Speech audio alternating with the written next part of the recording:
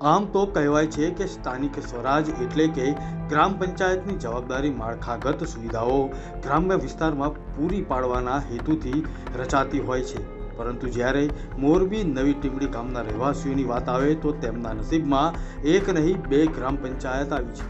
હવે આને નસીબદાર કહો કે કમનસીબી પણ સમસ્યા ગજબની છે।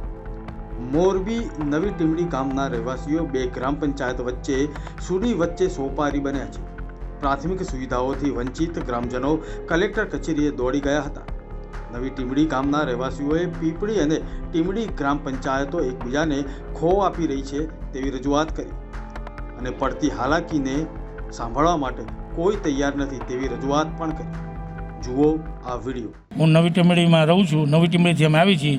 અમારા ગામમાં કોઈ પણ જાતની સુવિધા મળી નથી અમને, ના તો રોડ રસ્તા, ના લાઇટ, ના પાણી। અહીંયા તો કોઈ પણ જાતની નથી, બાળ મંદિર, કોઈ પણ છોકરાઓથી લઈને અહીંયા ત્યાં પણ બધા મજૂર વર્ગ જ રહે છે। અને આ વર્ષોથી 30 થી 35 વર્ષથી અમે અહીંયા વસવાટ કરી છીએ અને 30 વર્ષની અંદરમાં અમને કોઈ પણ જાતની કોઈ પણ જાતની સવલત મળી નથી। શેના કારણે સવલત નથી મળી તમને? એવું કે છે કે ભાઈ તમે ખોટી જગ્યાએ બેસી ગયા છો, પીપળી પંચાયતમાં છો, ટીમડી પંચાયત એમ કે છે પીપળીમાં છે, પીપળી પંચાયત એમ કે ટીમડીમાં છો, પણ અમે ગમે ત્યાં હોય, અમને જે તે સમયે તંત્રએ આપ્યું એ ટીમડી પંચાયતમાં જ આપ્યું હતું, તો અમે નવી ટીમડીની વસવાટ કરીને તમે પ્લોટિંગ કર્યું છે અને 76 પ્લોટિંગ છે।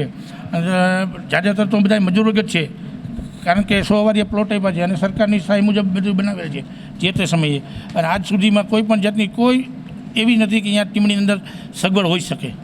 તમારી માંગણી શું છે? અમારી માંગણી છે કે અમને પ્રાથમિકથી લઈને બધી સુવિધા મળે, બાળ મંદિર છે, પાણી, રસ્તા, લાઇટ, કોઈ પણ જાતની સુવિધા નથી નવી ટીમડીની અંદરમાં। હા, અને ટીમડીમાં અમને ફેરવી દે એવી અમારી આશા છે।